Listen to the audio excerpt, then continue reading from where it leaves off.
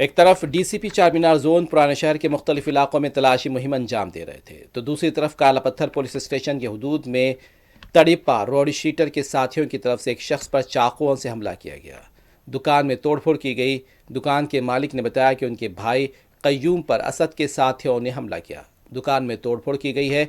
असद पर PD act लगाया गया था। जेल से रिहा होने के बाद भी इसकी सरगर्मियां जारी हैं और उसे तड़ीपार भी किया गया। उसके बावजूद भी अपने साथियों के जरिए वो इलाके में दहशत फैला रहा है। रौडी शीटर असद एक कत्ल, 2 इक़दाम कत्ल, डकैती और चोरी की वारदातों में मुलव्विस बताया गया। मुकामी लोगों का कहना है कि शरपसंद और अमन कानून के लिए मसला बनने वालों के खिलाफ सख्त कार्रवाई होनी चाहिए ताकि आवाम को राहत मिल सके। छोटा दोनों तलवारों से कत्तों से ले लेके दोनों इधर से आए। 8-10 जने ये गली में से आए बाजू की, वहाँ से देखो 3-4 जने गाड़ियों पे आए। आके देखो रे तेरी बहन कुछ तो तेरी बोल के कत्तों से मारना चालू कर दिए। सामाना तोड़ फोड़ कर दिए। भाई ऐसा सामान लेके आया, भाई को देखो कत्ते से मार दिए। मारते भाई का हाथ डैमेज हो गया, समझे आप।